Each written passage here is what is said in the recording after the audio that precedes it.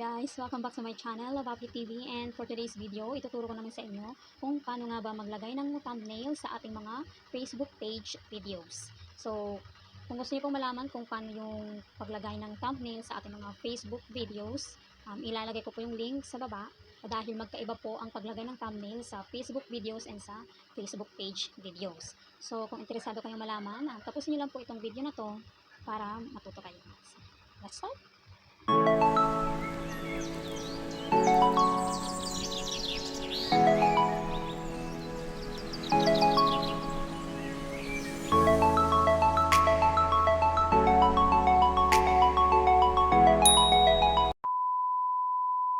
Punta kayong Chrome, search nyo lang www.facebook.com, mag-login kayo, and pindutin nyo lang yung channel nyo or yung Facebook page nyo sa may gilid, sa taas, and pindutin nyo lang dito yung 3 dots, kahit saang video, and manage post, and mapupunta na kayo dito.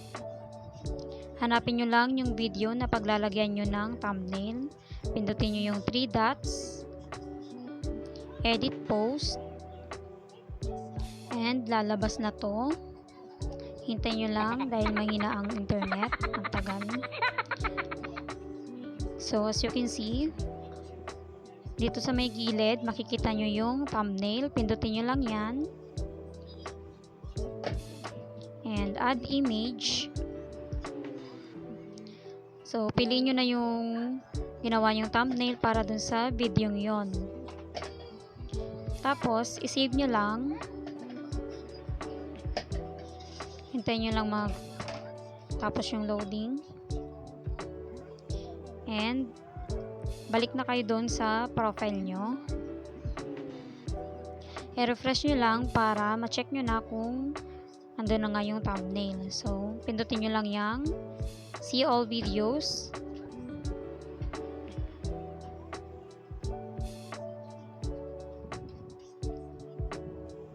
And ayan. Meron na nga ang thumbnail yung video. So ayan guys, kung umabot kayo sa video ito, thank you so much and congrats. And sana kung nag-enjoy kayo sa video ito, pa-like, share, comment naman. And hit nyo na rin yung notification bell para updated kayo sa mga next vlog na i-upload ko. So sana nag-enjoy kayo sa video ito and thank you so much. Bye!